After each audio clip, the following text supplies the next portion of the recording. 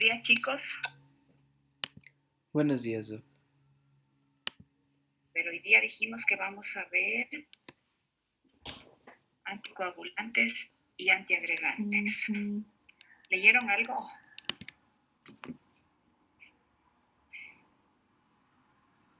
¿Han visto alguna clase de estas? De anticoagulación, antiagregación. Es un poco feo esta parte, no se la ve mucho. No, para serles sincera, no nos han dado mucho acerca de... Ajá.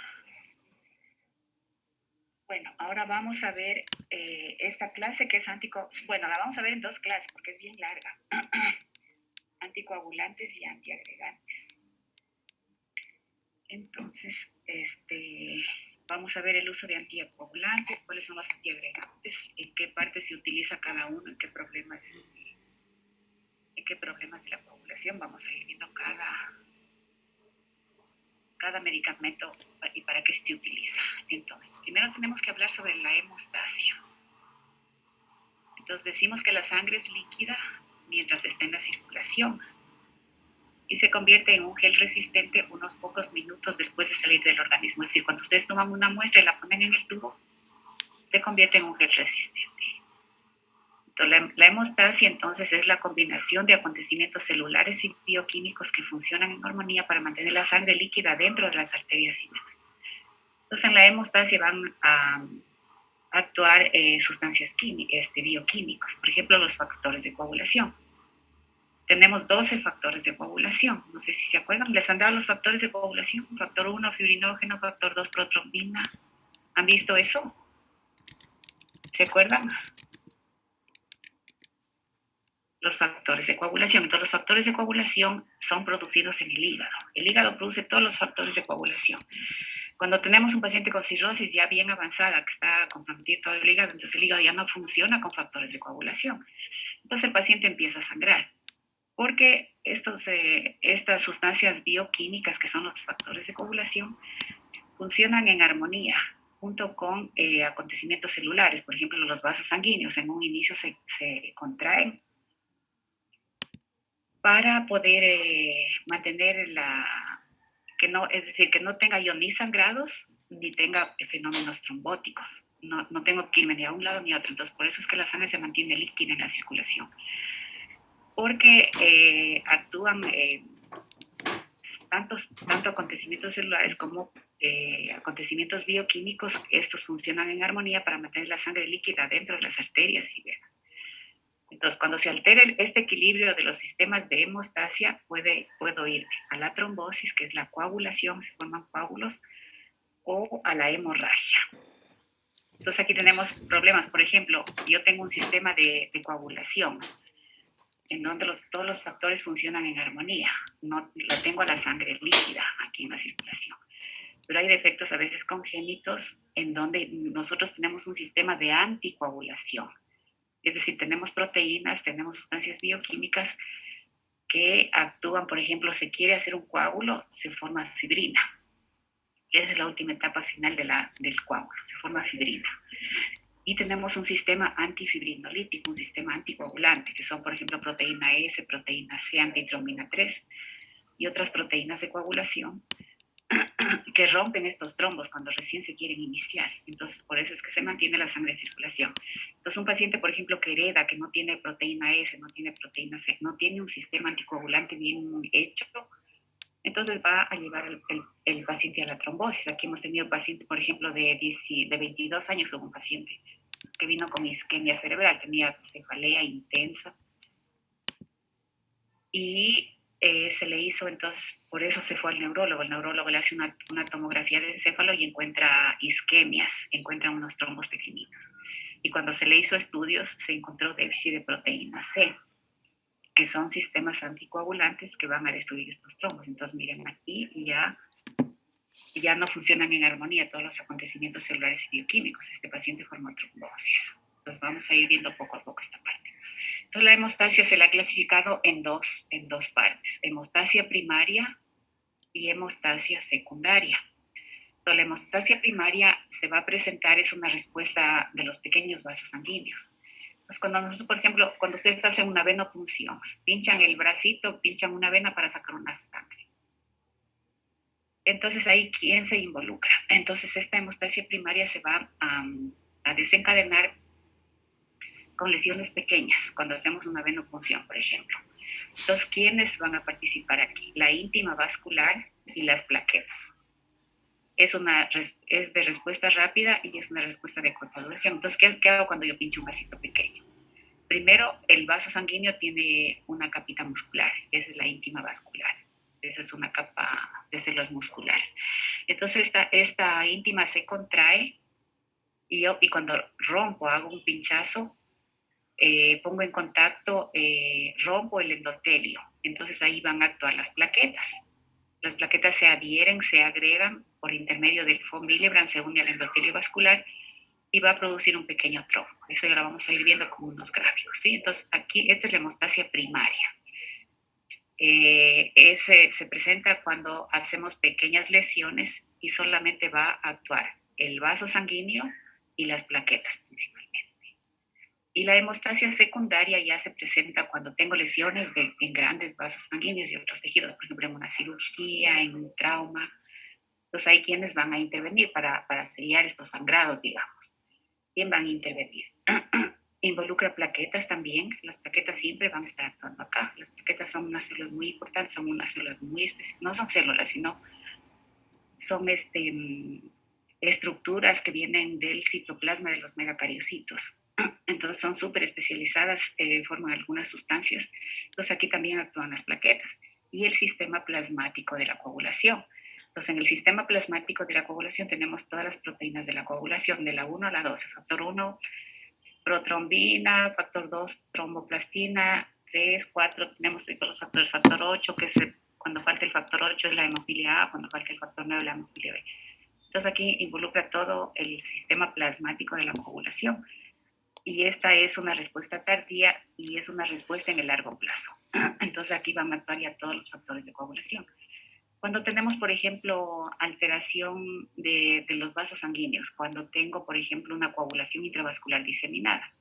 La coagulación intravascular diseminada es lesión de los pequeños vasos de las arteriolas, que se puede dañar los endotelios por bacterias, por toxinas bacterianas en procesos sépticos, se dañan la microcirculación. Entonces ahí se va a activar toda la hemostasia, tanto la primaria como la secundaria, se van a hacer microtrombos en toda la circulación y el sistema plasmático, todos los factores de coagulación van a intervenir ahí para formar coágulos de fibrina. Entonces, todas las proteínas de la coagulación se van a consumir. Entonces, ¿cómo investigo estas proteínas de la coagulación? Con dos pruebas que se hacen en el laboratorio, el TP y el TTP. El TP me investiga el factor 2, 7 y 10, el TP. Y el TTP me investiga todos los otros factores de coagulación. Entonces, con el TP y el TTP, si un paciente viene, por ejemplo, con púrpuras, con fiebre, digo, está séptico, por ejemplo, tiene una neumonía, el paciente está mal, hago el laboratorio y tengo bajas las plaquetas porque se van consumiendo aquí en esta fibrina que se puede ir formando acá. Y todas las proteínas de coagulación también se van consumiendo acá porque se van a formar microtrombos en la microcirculación. Entonces ahí voy a tener TP, por ejemplo, prolongados, TTP prolongados, porque me faltan los sistemas plasmáticos de la coagulación. Entonces, en la hemostasia primaria es una respuesta a lesiones pequeñas, solamente actúa el vaso sanguíneo y las plaquetas. Y en la hemostasia secundaria ya se activa cuando tengo lesiones de grandes vasos, involucra las plaquetas y el sistema plasmático de coagulación. Entonces aquí para entender un poco mejor la hemostasia, aquí tenemos esto es un endotelio vascular, es un vaso pequeño. El vaso sanguíneo pequeño está formado por células, una sola capita de células endoteliales, la microcirculación. Se dice que si nosotros unimos arterias, capilares, venas, vénulas, tanto el sistema arterial como el sistema venoso, y formamos un hilo, digamos, de todo esto, uniendo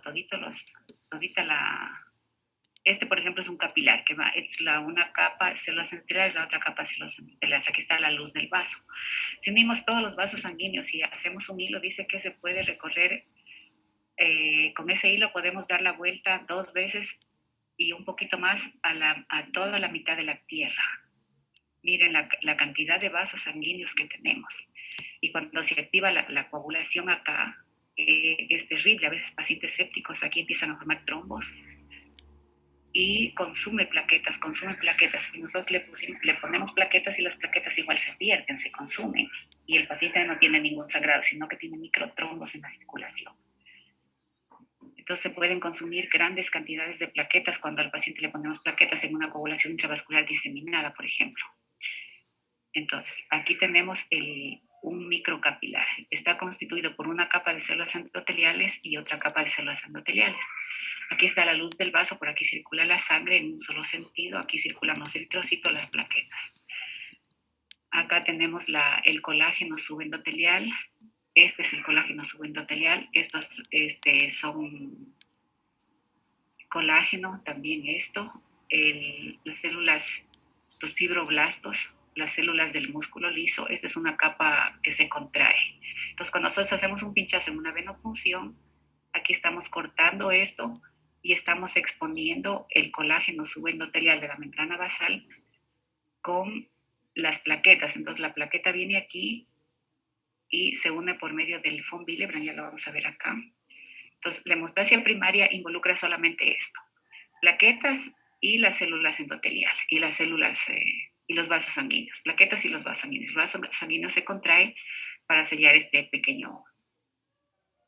una punción, por ejemplo, que hagamos aquí, una venopunción, no vamos a sacar sangre. Entonces ahí se activa la hemostasia primaria que involucra plaquetas y el vaso sanguíneo. Entonces aquí, por ejemplo, hacemos un pinchazo. ¿Y qué pasa? Voy rompiendo yo estas células endoteliales.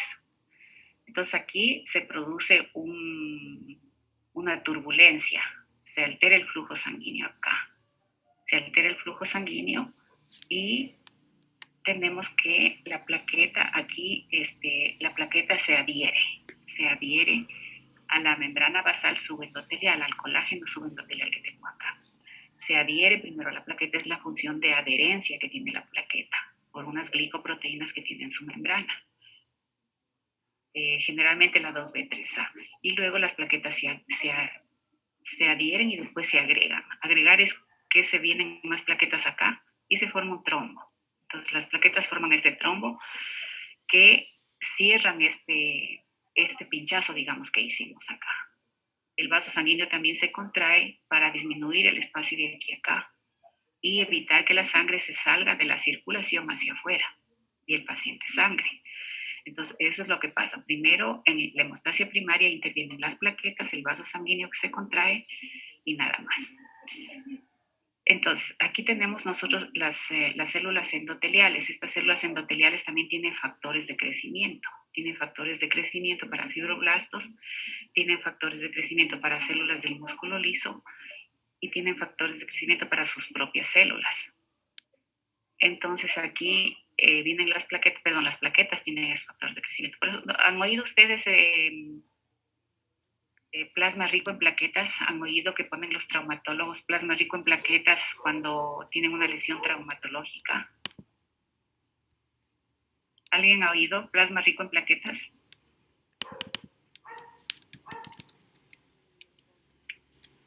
Bueno, los traumatólogos ahorita las plaquetas, lo que les estaba comentando es las plaquetas producen factores de coagulación. Entonces, hay traumatólogos que dicen que les preparen plasma rico en plaquetas, incluso para parte estética en la cara se inyectan a veces. Entonces, ¿qué se hace ahí? Centrifugamos un tubo de sangre, ponemos 5 ml en un tubo con citrato. Eso se lo centrifuga. Entonces, en el centrifugado, por ejemplo, aquí está la línea, aquí está la sangre hasta aquí. Digamos que sea esto el tubo. Y la sangre está hasta aquí, en un tubo de ensayo. Se lo centrifuga y ya cuando se centrifuga, tenemos que la sangre se va a acumular acá abajo y acá arriba va a ir el plasma, la parte líquida. Entonces las plaquetas están luego aquí, luego de la sangre que se hizo, por ejemplo, para leer el hematocrito, tengo acá la línea. Entonces, la sangre está abajo, encimita de la sangre están los glóbulos blancos y más arribita están las plaquetas y luego viene el plasma.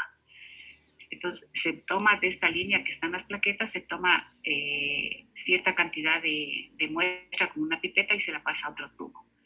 Luego se la procesa con calcio y ese es el plasma rico en plaquetas.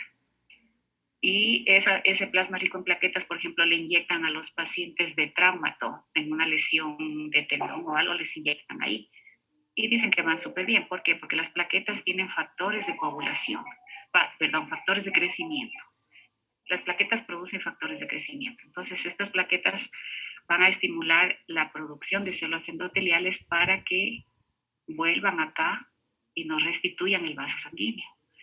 Y las plaquetas también tienen factores de crecimiento para fibroblastos, para células de músculo liso. Entonces se va a restituir. Si yo rompo todo esto, vienen aquí las plaquetas, forman factores de crecimiento, estas células se vuelven a regenerar y este espacio se vuelve a sellar. Y las plaquetas vuelven a circular acá a la circulación. Entonces las plaquetas juegan un papel muy importante en la hemostasia, tanto en la primaria, que es esta, como en la secundaria. Y aquí tenemos la plaqueta para unirse a la membrana basal, a este colágeno subendotelial, tiene que tener un puente, que es el von Willebrand. Es un puente de von Willebrand, que es otra proteína.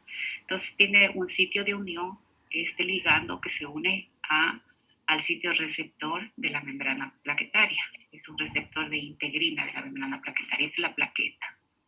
Tiene el receptor que se une primero al von Willebrand y luego, por intermedio de este puente de von Willebrand, se va a unir al colágeno, ¿sí? Entonces, por ejemplo, hay pacientes que tienen enfermedad de von Willebrand. ¿Han oído enfermedad de von Willebrand?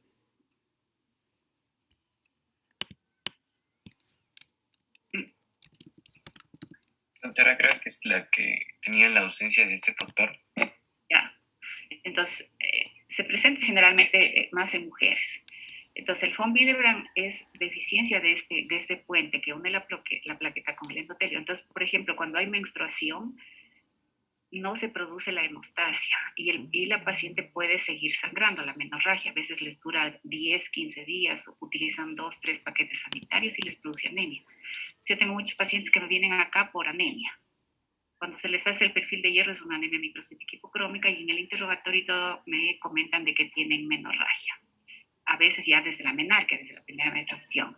Aparte de eso tienen epistaxis, tienen gingivorragia, tienen equimosis espontáneas, apenas se topan en algún punto del cuerpo, la pierna, el brazo, ya se les hace morados. Entonces, esa es la enfermedad de von Willebrand. Falta este ligando, falta esta proteína que es el von Willebrand. Si no tengo este von Willebrand, la plaqueta no se va a adherir acá. Sí, entonces a veces tienen poco von Willebrand, a veces ausencia, o a veces tienen alteración en la función. Tienen número normal de von Willebrand, pero tiene alguna alteración que no se puede ligar a la plaqueta, es decir, la función del von Willebrand está alterado o el número de von Willebrand está disminuido. Entonces ahí es la enfermedad de von Willebrand. Entonces yo tengo que tener todos estos elementos completos, el número de plaquetas, la cantidad y función de von Willebrand adecuado. Por ejemplo, cuando tengo una púrpura, en una púrpura trombocitopénica baja el nivel de plaquetas por algún anticuerpo que viene y la destruye la plaqueta. La médula ósea produce muchas plaquetas para reponer esas plaquetas que se destruyen, pero a veces no es suficiente. Entonces me dejan espacios vacíos acá en la microcirculación y los glóbulos rojos que están aquí, como no se puede sellar este espacio porque no tengo el von Willebrand, los glóbulos rojos se salen acá a la piel, por ejemplo, y me producen las petequias. Entonces las petequias es la extravasación de glóbulos rojos acá a la piel. Puede presentar petequias que son pequeñitas, pueden presentar lesiones más grandecitas que son las púrpuras, que son redonditas también, no palpables, no son lesiones levantadas, son planas en la piel. Puede presentar equimosis. Entonces, miren, la hemostasia primaria se altera cuando tengo número bajo de plaquetas o cuando tengo déficit de von Willebrand. ¿Por qué? Porque aquí entonces las plaquetas son fundamentales, a que ellas producen factores de crecimiento que van a hacer que estas células endoteliales se regeneren rápido y sellen este espacio que está aquí. Entonces, esa es la hemostasia, es lo que estábamos diciendo acá. Acontecimientos celulares y bioquímicos que funcionan en armonía para mantener la sangre líquida dentro de la circulación. Es decir, no tiene que haber sangrados, no tiene que haber coágulos, ¿sí? No sé si hasta ahí está claro. Ya, entonces aquí vamos a ver la estructura de la plaqueta. Entonces, la plaqueta es una pieza clave en la hemostasia. Entonces aquí tenemos la plaqueta, tiene una membrana celular que está constituida por glicoproteínas, filamentos submembranosos contráctiles. La plaqueta también se contrae. Tiene un sistema canalicular abierto, tiene mitocondrias que le dan la energía, tiene una atmósfera plaquetaria, tiene los gránulos de delta, cuerpos densos, tiene gránulos alfa y tiene un sistema tubular denso. Entonces, esta es toda la estructura de la plaqueta. Alrededor de aquí de la plaqueta se va a activar el sistema de la coagulación secundaria. Sí, ya lo vamos a ir viendo también poco a poco. Y aquí tenemos receptores plaquetarios, dianas, cuando yo utilizo antiagregantes. Antiagregantes plaquetarios es que yo impido que la plaqueta funcione aquí y no me forme coágulos. Esos son los antiagregantes. Sí, entonces los antiagregantes funcionan en la agregación aquí. Esta es la agregación. La adhesión plaquetaria era solamente esta. Se adhiere la plaqueta a la membrana basal subendotelial para sellar este espacio. Y esa es la adhesión y esta es la agregación. Se vienen a agregar más plaquetas. Entonces, los antiagregantes funcionan aquí. Sueltan estas plaquetas que en situaciones patológicas se pueden agregar acá y me pueden obstruir la luz de este vaso. Generalmente cuando se daña la membrana subendotelial, ya vamos a ir viendo cuáles son las causas de daño de membrana subendotelial. Entonces ahí usamos antiagregantes, porque a veces hacen trombos aquí y la sangre no circula. Entonces esa es la plaqueta, la estructura de la plaqueta, y aquí tenemos los receptores plaquetarios diana en antiagregantes. Entonces tenemos aquí el factor de von Willebrand, aquí va a actuar la trombina, aquí tenemos receptores para colágeno, tenemos receptores para la trombina, tenemos receptores para la epinefrina y tenemos receptores aquí actúa la aspirina a nivel de tromboxano A2 y a nivel de la glicoproteína, a nivel de estas glicoproteínas plaquetarias. Entonces la aspirina va a actuar acá e impide que una plaqueta y otra se peguen. Entonces actúa como antiagregante plaquetario la aspirina. Y también tenemos medicamentos que son ADP, actúan a nivel del ADP, a nivel de estas otras proteínas que están en la membrana. Entonces, miren, la aspirina es un antiagregante plaquetario y va a actuar aquí, a este nivel de la plaqueta. Entonces, aquí tenemos cómo es la activación plaquetaria. Primero dijimos que se adhieren y luego se agregan. Aquí están agregándose las plaquetas. Esto es una microscopía electrónica. Y tenemos la estructura plaquetaria. Tiene prolongaciones acá y a nivel alrededor de la plaqueta se va activando la coagulación, ya la coagulación secundaria. Y aquí tenemos los factores que les decía de la coagulación. Factor 1, fibrinógeno, factor 2, protrombina, factor 3, tromboplastina, el factor 4, el calcio, el factor 5, proacelerina, el 6 es igual que el 5, el 7 es la proconvertina, el 8 es antihemofílico A. Pues cuando al paciente le falta factor 8, no forma factor 8 que se codifica en el cromosoma X, no tiene factor 8, va a presentar sangrado, sobre todo articulares. Entonces, mire, se altera la coagulación. Entonces, tiene que funcionar en armonía todos estos factores. No tengo factor 8, no se hace la coagulación y se queda aquí esto sin funcionar y el paciente va a tener sangrados, sobre todo articulares. Son sangrados profundos en la hemofilia. Aquí tenemos el factor 9, que cuando falta este factor es la hemofilia B. Tenemos el factor 10, el factor Star Power, el factor 11, antecedente de la tromboplastina, el factor 12, el Hageman, y el 13, el factor estabilizador de la fibrina. Entonces, todos estos factores van a ir funcionando en armonía y se van a ir activando unos con otros y van a formar la última etapa final, es la protrombina, se va a transformar en trombina, es decir, el factor 2, la protrombina, se va a formar trombina y el fibrinógeno se va a formar fibrina. La fibrina se dice que es ya vamos a ir viendo en gráficos, la fibrina es la sutura que tiene el organismo para evitar sangrados. Entonces, la última etapa es la fibrina, de todito este sistema de coagulación que va funcionando. Entonces aquí tenemos la coagulación. Antes se la clasificaba como intrínseca y extrínseca, pero ahora sabemos que la coagulación es un sistema conjunto. Intervienen tanto los factores de coagulación como las plaquetas. Entonces, ¿cuándo se activa este sistema de coagulación? El factor tisular siempre lo vamos a tener en el tejido, aquí, el factor tisular. Este está fuera de la circulación, está en el tejido. Cuando se une con el factor 7, cuando hay alguna lesión, por ejemplo, del vaso sanguíneo, todos los factores que están circulando en la sangre, estos son proteínas que circulan en la sangre, están circulando, están libres en la sangre. Y el factor 7 lo tenemos acá en el tejido. Entonces nunca tiene que unirse el factor 7, el factor tisular nunca tiene que unirse con el factor 7. Todos estos factores están circulando en los vasos sanguíneos, arterias y venas. Y el factor tisular está en el tejido, por eso se llama tisular tejido, está en el tejido. Nunca tiene que unirse el factor tisular con el 7. Entonces, cuando tengo una lesión, se rompe todo esto que está solo en la circulación, se rompe, digamos, un vaso sanguíneo, y todos los factores que están aquí se pueden unir con el factor 7, y ahí se inicia la cascada de coagulación. Pues cuando se une el factor tisular con el 7 se activa. Entonces el 7 se activa, va a actuar al nivel del 10, a este 10 lo activa, y después se van activando todos los factores de coagulación. Se van activando y de tal manera que vamos a la etapa final, protrombina en trombina y fibrinógeno en fibrina. La fibrina es la sutura hemostática que nosotros tenemos para sellar un sangrado.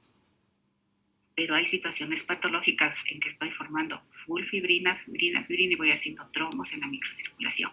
Esto en situaciones patológicas. Pero en situaciones de hemostasia normal tengo que tener fibrina para sellar algún vasito sanguíneo que por ahí se alteró, y tenemos el sistema antitrombótico que destruye esta fibrina e impide que se siga formando más fibrina. Entonces tenemos mecanismos regulatorios. Esa es la hemostasia. Entonces aquí tenemos ahora actualmente esta es la coagulación, cómo se hace. Tenemos una fase inicial de la coagulación, una fase de amplificación y una fase de propagación. En la fase inicial se va a unir aquí se activa el factor tisular con el factor 7. Dijimos que el factor tisular está en el tejido y el 7 está circulando. Cuando se unen estos dos van a activar a estos otros factores de coagulación, por ejemplo al 12, al 11, al 9. Al 9 lo activan y van a activar el factor 10. Y la última etapa es protrombina en trombina, fibrinógeno en fibrina. Entonces aquí tenemos la última etapa final, la fibrina. Esta es la última etapa final, que es la sutura que tenemos nosotros, la fibrina. En la etapa de amplificación ya actúa aquí la plaqueta se activa y toda la cascada de coagulación se va haciendo alrededor de la plaqueta. Y después tenemos una fase de propagación en donde se activan más plaquetas, se va activando más la coagulación y se va a ir formando la fibrina. ¿Sí? Entonces, ¿quién inicia la cascada de la coagulación? El factor tisular con el 7. ¿Y cuál es la última etapa? La fibrina. Ya la vamos a ir viendo acá. Entonces, aquí tenemos las rutas de activación plaquetaria. Miren que la plaqueta es una estructura muy especializada. Esta plaqueta que tenemos aquí va a actuar con el ADP, con el tromboxano A2. La plaqueta tiene la glicoproteína 2B3A en su membrana, que sirve para la adhesión y la agregación. La glicoproteína 1B, que es la que hace la adhesión, y esta 2B3A, la agregación plaquetaria. Entonces aquí tenemos nuevamente el endotelio. Cuando se daña el endotelio se muere una célula. Normalmente se están muriendo estas células en estado fisiológico. Se muere una célula endotelial, viene la plaqueta, dice yo voy a tapar este espacio, y la plaqueta tiene factores de crecimiento para células endoteliales, estimula la producción de una nueva célula endotelial y la plaqueta sale de aquí. ¿Sí? Entonces esa es la función de la plaqueta. Entonces aquí se une la función de adhesión con la glicoproteína 1B, y para que vengan más plaquetas interactúa con la glicoproteína 2B3A, que son receptores plaquetarios que atraen aquí más plaquetas. Entonces es la hemostasia primaria.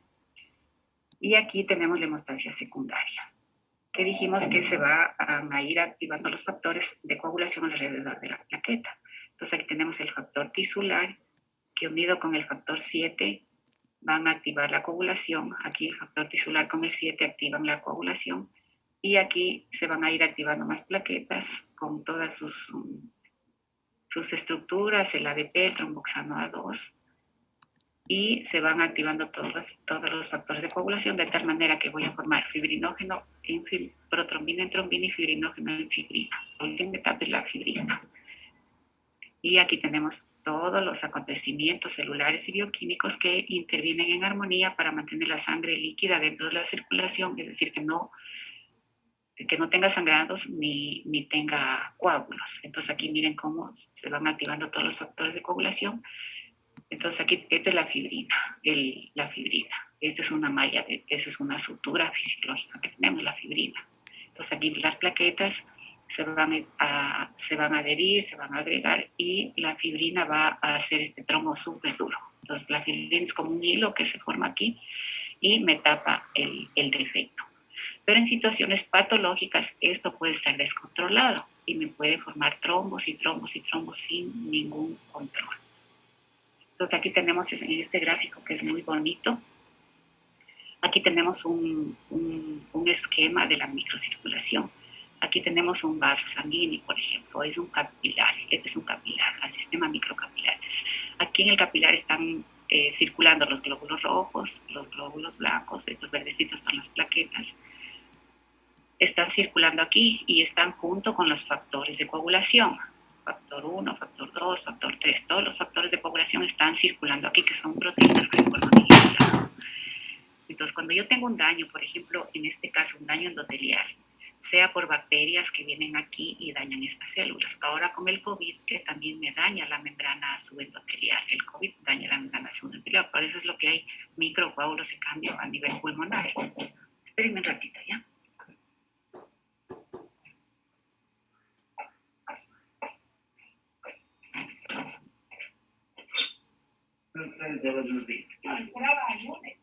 Oye,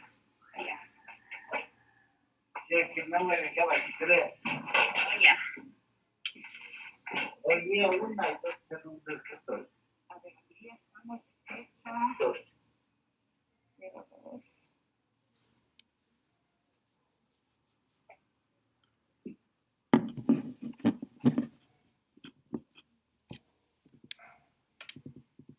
Ya, llévele a la enfermera para que le haga la sangría. Y ¿A ahí dónde? viene. La licenciada María, usted ya la conoce. La ejemplo, digamos. Sí, allá. A ella ya. Ya, gracias. Y de ahí viene ya cuando le haga.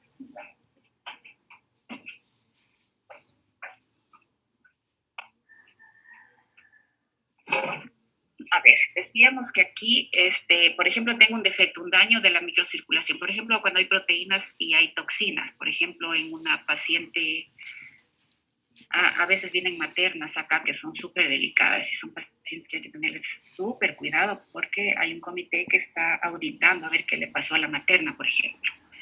Entonces viene una materna de emergencia con sangrado genital y tiene un aborto en curso.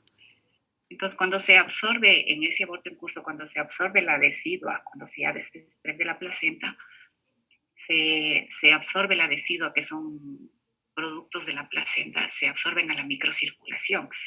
Entonces, esas sustancias dañan el endotelio, producen este daño que está aquí. ¿Sí? Aquí tengo un daño en el endotelio. O cuando tengo toxinas bacterianas, por ejemplo, una infección por E. coli enterotoxigénica. Entonces vienen las toxinas y me dañan esta pared endotelial. O ahora que les decía en el COVID, también daña esta membrana endotelial. Entonces, ¿qué pasa ahí? El factor tisular está aquí, son los fibroblastos, estas son las células musculares, esta capita de aquí son los endotelios, esta bien finita que aquí es el endotelio, eso que les mostraba anterior. Y esta es toda la pared del vaso sanguíneo. Entonces, cuando tengo dañada toda la pared, los factores de coagulación se salen de aquí y se unen al factor tisular que está acá. El factor tisular tiene que estar aislado. El factor tisular está acá en el tejido, por eso se llama factor tisular. Y los factores de coagulación están circulando acá, entonces no tienen que tener contacto. Cuando hay, por ejemplo, una lesión pequeña de un vaso, o un trauma que no tiene nada que ver con daño endotelial, sino un trauma que daña toda la estructura. Aquí salen los factores de coagulación, se unen al tisular, forman este trombo en situaciones fisiológicas, digamos, de un trauma normal. Vienen las plaquetas, aquí se adhieren, que ya vimos, se adhieren, se agregan, y las plaquetas producen factores de coagulación. Y el factor tisular que se unió con el factor 7 forman la fibrina. Este rojito de aquí es toda la fibrina. ¿Sí? Esto de aquí es rojito, es como una sutura fisiológica que tenemos. Esta es la fibrina. ¿Cómo se formó? Se activaron todos los factores de coagulación, protrombina, trombina, fibrinógeno, fibrina. Entonces la fibrina es la última etapa de la coagulación aquí. Se dice que la fibrina es esta de aquí, esta amarilla, esta es la fibrina. Entonces la comparan como que es más resistente que una cuerda de un piano, la fibrina. ¿Sí? Entonces, estas son las plaquetas, aquí están los factores de coagulación y la última etapa de que se activa la coagulación secundaria es la formación de fibrina. Entonces, aquí tenemos la fibrina que está aquí escrita. Entonces, las plaquetas se adhieren, se agregan, forman factores de coagulación. Mire que las plaquetas son contráctiles, también tienen una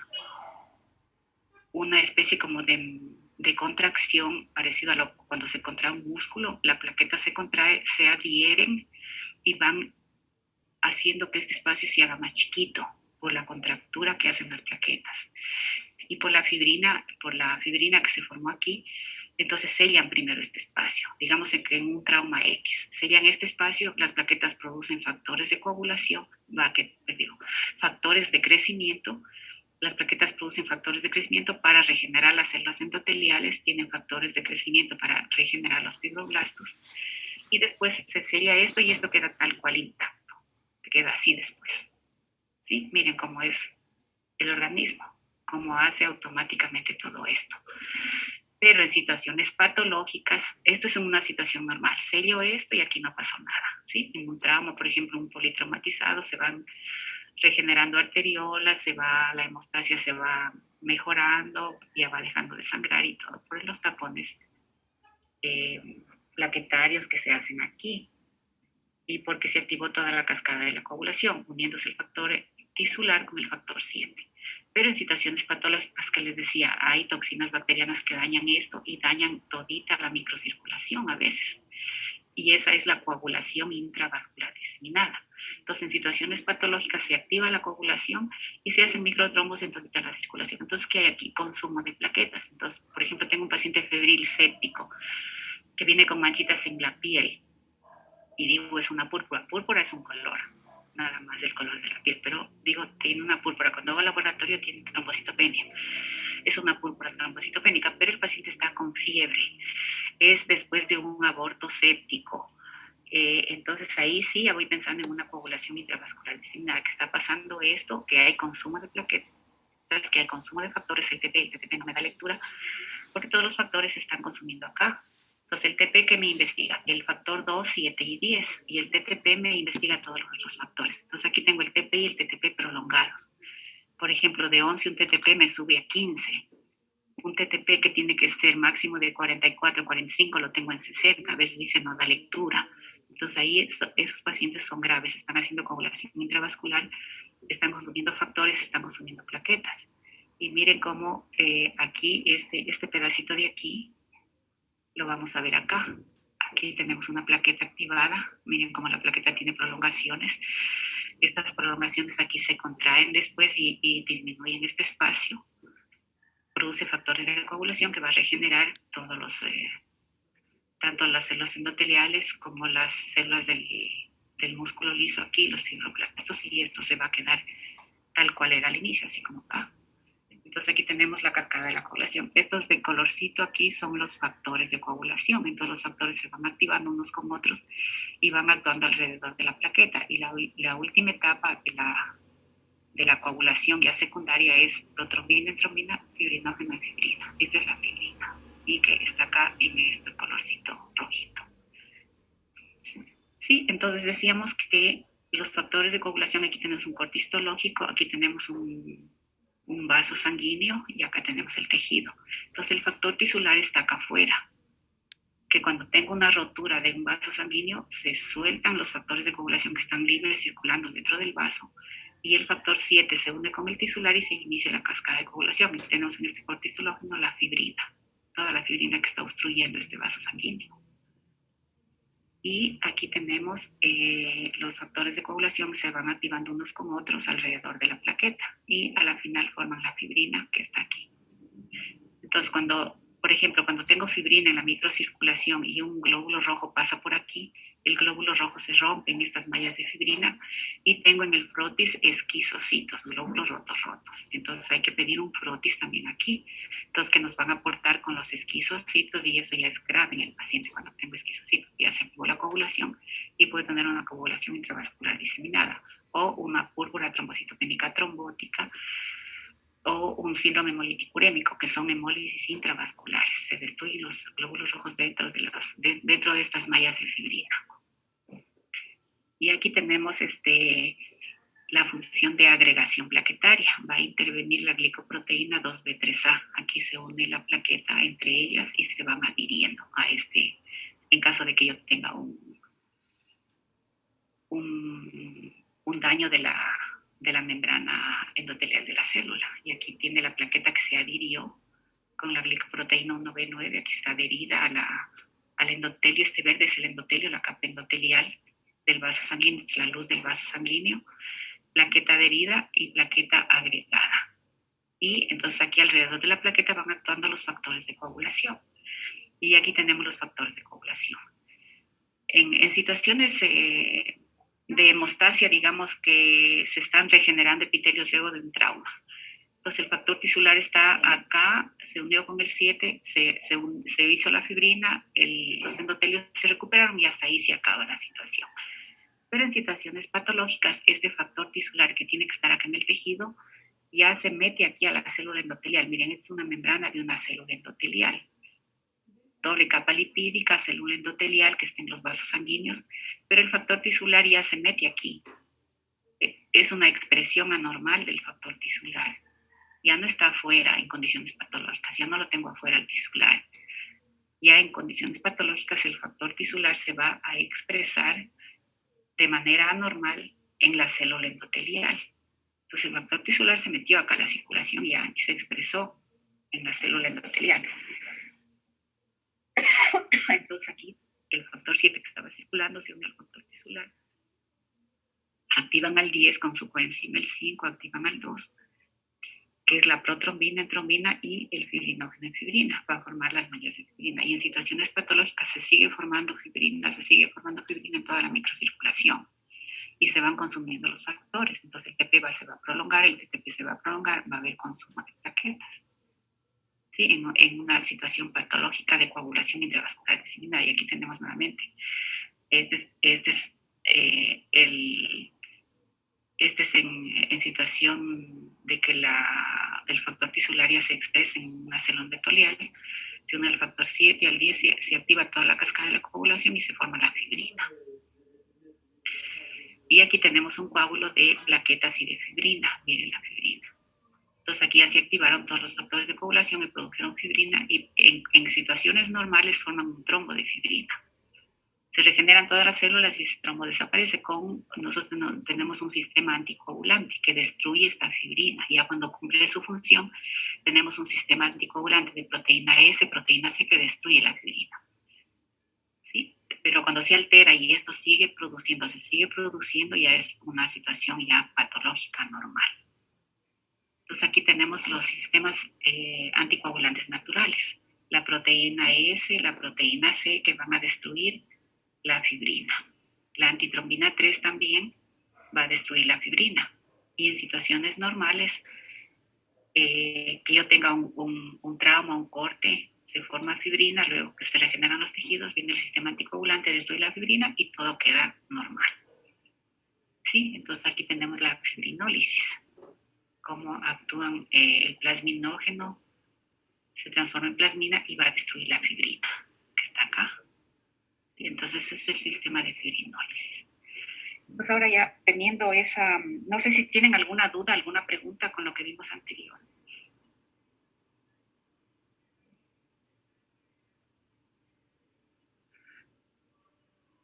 Doctora, yo tengo una consulta. En un paciente que presenta equimosis y se realiza, por ejemplo, la biometría hemática y las plaquetas se encuentran normales, ahí tendría que buscarse tal vez si es que existe algún trastorno de los factores de coagulación. Sí, ahí principalmente cuando hay equimosis espontáneas, a veces tienen otros problemas de coagulación. Hay que preguntar si tiene epistaxis, si tiene gingivorragia cuando se cepilla los dientes.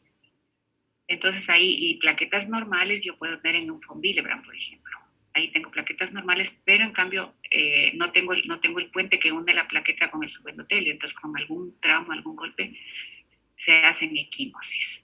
Entonces depende de la clínica del paciente, si es varón, si es mujer, cómo está la menstruación. Entonces ahí yo tendría que hacer un estudio de von Willebrand, hacer factor 8, hacer este factor de von Willebrand. Pero si tengo un paciente que usted me dice así, pero con fiebre, mal estado general, eso ya es una coagulación intravascular. Si está con fiebre, si está con fiebre, séptico, en mal estado, viene por emergencia febril. Y ahí generalmente en cambio hay consumo de plaquetas. Pero si tengo plaquetas normales ya voy pensando en otra cosa. Me falta el puente que une la plaqueta con el endotelio, o ese puente, por ejemplo, lo tengo bien pero no funciona. Entonces ahí tengo que hacer otras pruebas, que es el cofactor de ristoceptina, que son ya otras pruebas que se hace para ver cómo está funcionando el von Willebrand. Sí, pero en situaciones patológicas se puede formar esto en la microcirculación. Microcoágulos de plaquetas y fibrina, y eso se sigue formando, se sigue formando, se sigue formando. Yo tuve un paciente, por ejemplo, que era un alcohólico. Era un paciente de como de 65 años, vivía en la calle, no tenía familiares, y vino con neumonía, y vino con puntos en la piel, con púrpuras, con equimosis, con petequias, y tenía sangrado por las encías. Entonces le hizo la biometría, tenía anemia, tenía trombocitopenia, y los tiempos de coagulación no daban lectura. Y por las plaquetas que tenía, por ejemplo, 2000 plaquetas, entonces le ponía plaquetas para mejorar la hemostasia. Pero ¿qué pasaba? Esas plaquetas venían acá y se consumían en los microtrombos que se hacían en la microcirculación. Les dije que si uno toda la microcirculación puedo dar 2 veces la vuelta a la Tierra, en la mitad del mundo. 2 veces la vuelta a la Tierra de todita de todos los vasos sanguíneos que tengo. Entonces, por ejemplo, en él se le puso 100 concentrados plaquetarios en un tiempo de como de 15 días, y ese paciente al final falleció. Se le dio antibióticos, pero ya fue tarde porque ya se inició la cascada de coagulación. Se dañaron toditos los endotelios, después venían como tormentas.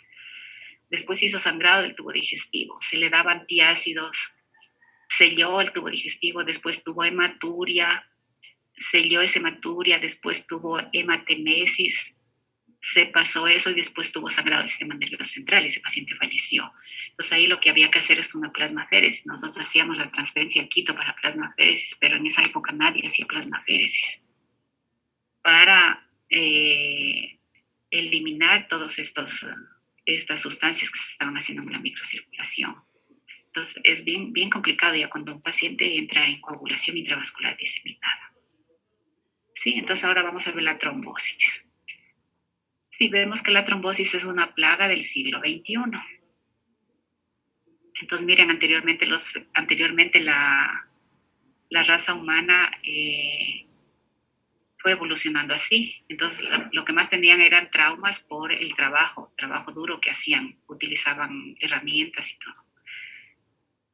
Entonces, en esta época era más frecuente la hemorragia por la sociedad bélica rural, los hábitos, el ejercicio físico que tenían, las expectativas de vida que vivían poco tiempo, 50, 60 años ya morían. Entonces, lo que más se veía en esa época eran hemorragias.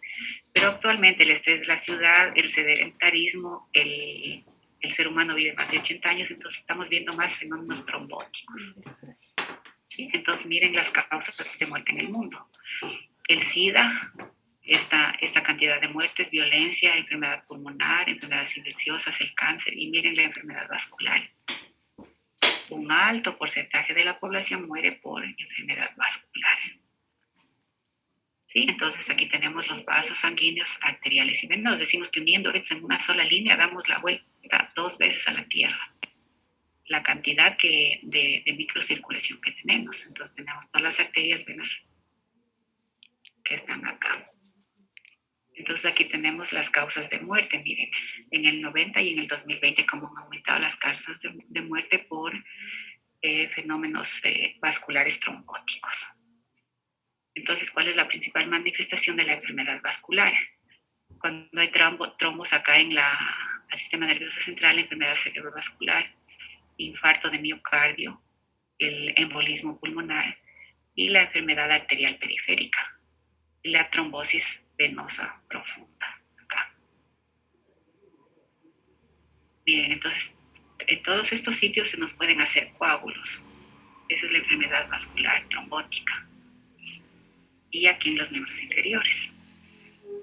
Entonces aquí tenemos la trombosis arterial. Vamos a ver la arterial y la venosa cómo se tratan, ¿sí?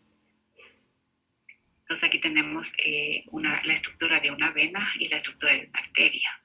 Entonces estas venas generalmente están en los miembros inferiores. Miren cómo en los miembros inferiores tienen estas válvulas semilunares. Entonces generalmente de los miembros inferiores va del pie, sube a la pierna, sube a las ilíacas y esta va al corazón, toda esta sangre. Entonces las válvulas de los miembros inferiores tienen que estar intactas para evitar que se hagan trombos acá. Estas están acá, en los miembros inferiores, estas válvulas, que por la gravedad tiene que la sangre subir, la válvula se cierra, sigue subiendo la sangre, la válvula se cierra, sigue subiendo. Y luego va por las ilíacas, la vena acaba y va al corazón. Entonces cuando se forma un trombo aquí, este trombo puede soltarse y puede migrar a los pulmones, perdón, esta va a los pulmones. Este trombo de aquí puede ir a los pulmones, ¿sí? Y nos puede dar la tromboembolia pulmonar. Entonces, esta es la estructura de una vena de miembros inferiores. Tienen una válvula semilunar.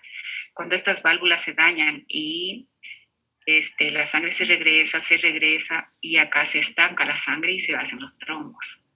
Pues aquí tienen el endotelio vascular, la lámina elástica interna, las válvulas semilunares y la capa externa, que es la adventicia. Esta es la estructura de una vena, sobre todo en miembros inferiores.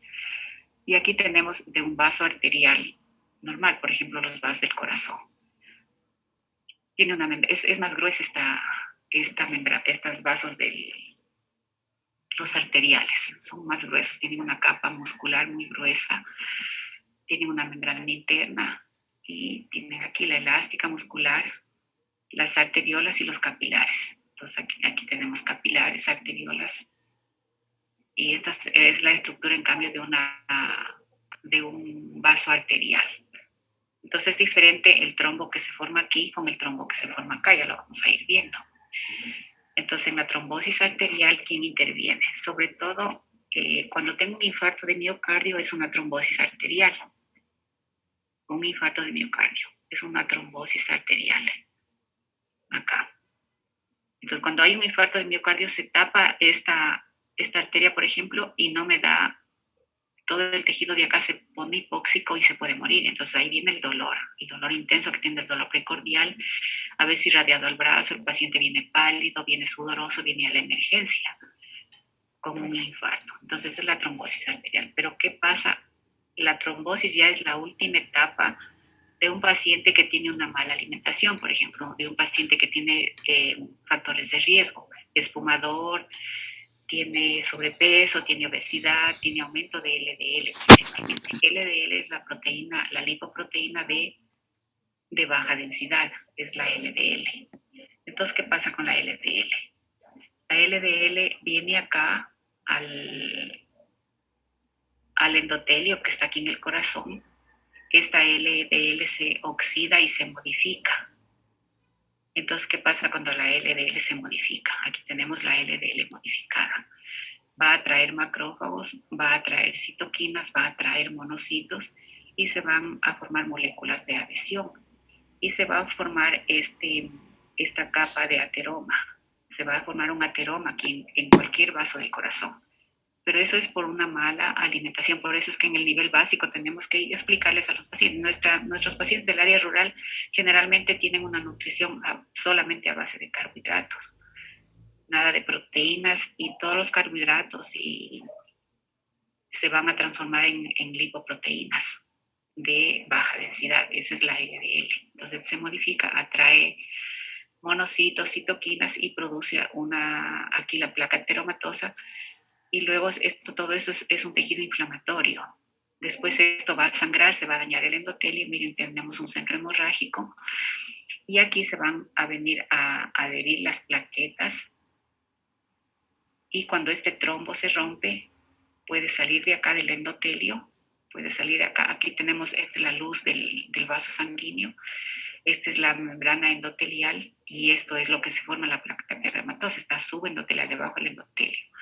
Aquí se forman centros hemorrágicos, que estos se pueden romper hacia afuera y aquí vienen las plaquetas, se adhieren, se agregan y se hacen trombos. Entonces aquí en estos casos utilizamos antiagregantes plaquetarios para evitar que las plaquetas se adhieran, se agreguen y forman microtrombos plaquetarios. Entonces, cuando viene un paciente, por ejemplo, con un infarto de miocardio o dolor precordial, lo que primero se hace en emergencia es dar 300 miligramos de aspirina, que la aspirina es un antiagregante plaquetario. Y luego se hace el electro y se llama al cardiólogo. Entonces, el cardiólogo, por ejemplo, tiene un periodo de 4 horas para resolver en caso que se forme un trombo aquí, para utilizar, por ejemplo, antitrombolíticos, sustancias que destruyen el trombo, generalmente streptokinasa, y ahora, este momento no me acuerdo, un antitrombótico que utilizan nuevo. Entonces hay 4 horas para avisar al cardiólogo. Entonces a veces hay problemas entre cardiología y emergencia, porque a veces tuvieron un paciente que vino así con un infarto, se hizo un microtrombo y ni siquiera le dieron aspirina y al cardiólogo lo llamaron de la mañana a la tarde cuando ya no tenían chance de destruir este trombo. Entonces ahí hay que ya poner unas plaquitas que se expanden aquí, un expansor de la arteria, para que nuevamente haya flujo. Entonces siempre hay que dar aspirina, 300 miligramos. Cuando hay trombosis arterial, ese es un infarto de miocardio, ¿sí? Y se produce por esto, por la LDL, que se modifica, se forma la placa ateromatosa, se hace el centro hemorrágico y la formación del trombo.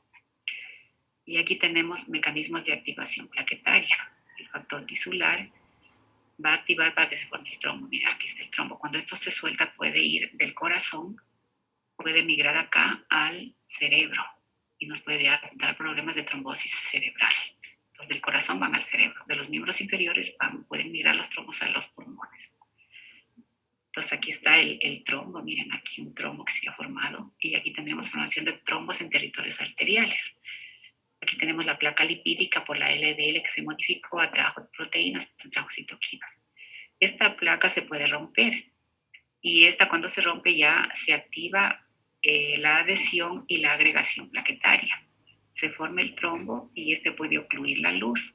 Y ya cuando ocluye la luz, todo el territorio que se irriga, digamos que se obstruyó aquí, y todo el territorio que irriga acá ya se va a infartar, se va a producir una isquemia. Y eso es lo que produce dolor. Entonces aquí tenemos esa la oclusión trombótica, entonces nos da el infarto agudo de miocardio. El accidente cerebrovascular, cuando estos trombos miran al cerebro, puede producir la muerte vascular. Y aquí es la formación del trombo, mire cómo se lo ve en histopatológica, y este es un gráfico del trombo. La placa ateromatosa, la LDL que activó todas estas sustancias, se adhieren las plaquetas y se agregan acá y se forma el trombo. Este trombo se puede romper, estos pedacitos se rompen y van al cerebro, ¿sí? Y nos puede dar el accidente cerebrovascular, que lo vemos en la tomografía, por ejemplo, zonas de isquemia en el cerebro. Y aquí está el trombo, miren. La luz del vaso, el trombo, aquí obstruyó totalmente y aquí se están soltando pedacitos de coágulos. Entonces, ¿qué queda en el paciente? La placa aterosclerótica, la agregación plaquetaria nuevamente, la ruptura de la placa y la eliminación de esta placa que se rompe y puede migrar al cerebro. Tenemos un trombo intraluminal. Entonces, cuando tengo este trombo puede haber, cuando ya el paciente, por ejemplo, en reposo no le puede pasar nada, pero ya cuando hace actividad física va a aumentar las demandas de oxígeno. ¿Cómo le va? ¿Qué pasó? Ya, ¿de quién? ¿Ya se fue? ¿Ya se fue ayer mismo? todo le iban a entregar por mañana. Sí, no, todavía no le entregan. No, como él tiene el código está abierto. Usted no más. Y le toca nuevamente. Sino que le habían dicho que tiene que venir con resultados, pero dijo la señora que le va a hacer particular, para que no tenga problema. Es que no para no sé si tengo que venir aquí. A las 9, véngase. Ya, voy a hacer este. Porque tengo yo que hacer una médula en cirugía. ¿Y para irme con usted? Ya. Ya. Pero a las 9 vengo aquí. Ya, sí. Ya, gracias. Ya, listo. Entonces, miren la angina de pecho como es. Esta parte se obstruye. Se obstruye como viene el flujo de aquí hacia acá. Esta parte distal se va a dilatar y esta parte proximal se va a contraer y se hace más chica de tal manera que disminuye el flujo. Y en reposo pueda que no le pase nada al paciente, pero cuando camina o hace ejercicio ya va a tener más necesidad de más oxígeno, más circulación aquí, y ahí sí se va a obstruir y va a tener problemas. Entonces las causas a veces, el ejercicio, el estrés emocional, aumenta el trabajo del corazón y si ya tengo un daño aquí, una placa ateromatosa, eso va a tener problemas y después se va a obstruir toda la parte distal acá. Y aquí está la dilatación coronaria, que es la parte que está más alejada porque aquí tengo una obstrucción, entonces la sangre no circula, se va estancando acá y no cubre los requerimientos de oxígeno y va a haber isquemia y va a haber mucho dolor precordial, que a veces se presenta con el ejercicio. Entonces lo primero que tenemos que hacer es antiagregantes plaquetarios en una trombosis arterial, que generalmente son los infartos de miocardio. ¿Sí? Y aquí tenemos los factores de riesgo para la trombosis arterial: el cigarrillo, el colesterol, la obesidad, la diabetes, las dislipidemias. Entonces, el infarto es la última etapa de todos estos factores de riesgo que los voy adquiriendo por una mala alimentación. ¿Cómo le va? Ya, listo. Ya, espéreme nomás, ya lo llamo. Espéreme afuera, ya lo llamo. Ya. Pero doble más el brazo, está aquí con sangre. Ay, de lo que se le salía está aquí. Ya lo saqué.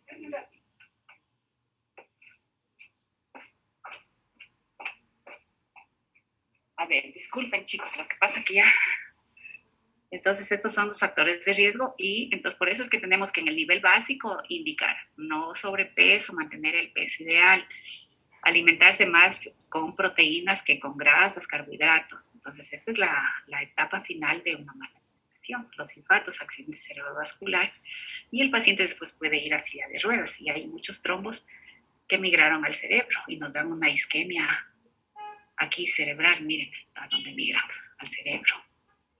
Arteria cerebral media, isquemia, miren aquí se daña todo el tejido, no tiene irrigación porque estos microtrombos se desprendieron del corazón y migraron acá al sistema nervioso central, al cerebro. Entonces aquí tenemos en cambio la trombosis venosa. La trombosis venosa, por ejemplo, es cuando se dañan válvulas o cuando la paciente está mucho tiempo sentada, por ejemplo, cuando tiene también factores de riesgo. Para la trombosis venosa tenemos cirugías, fracturas, inmovilización. Por eso es que un paciente, por ejemplo, que se va a traumatología a hacerse una cirugía de cadera, se le da tratamiento profiláctico con enoxaparina, por ejemplo, para evitar que se hagan trombos acá, porque la paciente va a estar mucho tiempo en reposo. Entonces, por ejemplo, yo tuve una paciente que viajó de España acá y vino con una trombosis, porque estuvo mucho tiempo en el avión, 6 horas. Entonces hay que indicarles a los pacientes cuando vayan a estar mucho tiempo sentados, caminen, se movilicen, muevan los pies, movimientos hacia arriba, abajo, para que esta circulación vaya hacia arriba. Entonces, en una paciente mucho tiempo sentada puedo predisponer a que se formen trombos acá, o cuando la pared de la arteria está dañada, o cuando las válvulas no son suficientes. Hay pacientes que tienen varices acá, porque la sangre se estanca, porque las válvulas no están funcionando para que la sangre suba. Entonces, esos son, este es en cambio la trombosis venosa profunda, ¿sí? Y esta nos puede llevar al embolismo pulmonar. Estos trombos se pueden soltar de acá, en cambio van a los pulmones. Y la incidencia aumenta críticamente a partir de los 60 años de estos trombos. Entonces, ¿cuáles son los factores de riesgo para la trombosis venosa? En cambio, cirugías, fracturas, mucho tiempo inmovilizado, los anticonceptivos orales, el cáncer también, el embarazo y el puerperio. Entonces aquí tenemos la circulación cuando se forman trombos aquí en cualquiera de estas venas o arterias, ¿sí? Entonces aquí tenemos cómo se formó el trombo. Este trombo se puede desprender y puede ir a los pulmones, ¿sí? Va a esta parte del corazón y va por las pulmonares acá a los pulmones. Y nos puede dar, entonces el paciente viene con dificultades respiratorias, con tos, con disnea, pero acá tiene varices y tiene mucho dolor. Y cuando esto se obstruye, viene la pierna se hincha y mucho dolor, se pone roja. Y aquí está también una trombosis. Entonces, ¿qué hay que hacer ahí? Hacer un ecodoppler venoso o arterial y nos indican en dónde está la obstrucción y qué porcentaje tiene de obstrucción. Cuando ellas son crónicas, miren, hasta se puede romper a la piel y puede dar estas lesiones. Y aquí están las venas varicosas que se dilataron porque las válvulas no están funcionando bien. Y estos trombos sí pueden ir al corazón. Entonces, ¿qué hay que hacer al paciente? Tener el miembro elevado, lo principal, usar una venda elástica y que vaya a vascular. Miren las lesiones que puede dar por la mala circulación, la poca oxigenación al tejido, se puede necrosar incluso la piel, ¿sí? Entonces, cuando se eleva el pie ya tengo un flujo más seguro aquí, un flujo sanguíneo, porque estas válvulas están alteradas. Entonces, la hipercolesterolemia también puede influir en esto. Entonces, cuando tenemos arritmia o fibrilación auricular, ahí es cuando las válvulas del corazón no funcionan. Entonces, en una fibrilación auricular siempre es un potente factor de riesgo para el ictus y el embolismo sistémico, incrementando el riesgo entre 5 y 6 veces. El ictus está relacionado con la fibrilación auricular y suele ser más grave con mayor mortalidad y discapacidad. Entonces, en una fibrilación, sí, los cardiólogos utilizan full anticoagulantes acá, cuando hay fibrilación auricular, que puede ser la enoxaparina o puede ser la warfarina. Entonces aquí se utiliza la anticoagulación oral, que es efectiva para la prevención del ictus de estos pacientes. Porque un trombo en el corazón puede migrar acá, miren acá cómo migró y produjo isquemia de toda esta parte, ¿sí? Entonces es muy importante sentar la indicación de tromboprofilaxis y cuál es la más adecuada para cada paciente. Entonces si tengo una fibrilación auricular, la anticoagulación puede ser de por vida. Si no corrijo esta fibrilación, que generalmente no sé. Eso ya maneja cardiología esta parte.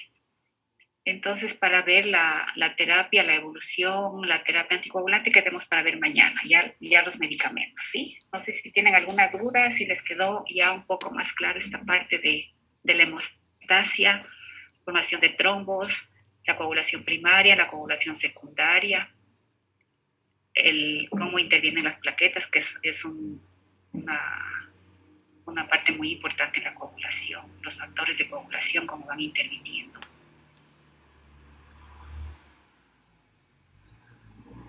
Sí, doctora, está mucho más claro. Ya, si tienen alguna pregunta o si no, nos vemos mañana. Gracias, doctora, hasta luego. Gracias, Ya, doc. listo. Ya, hasta luego. Gracias, doctora.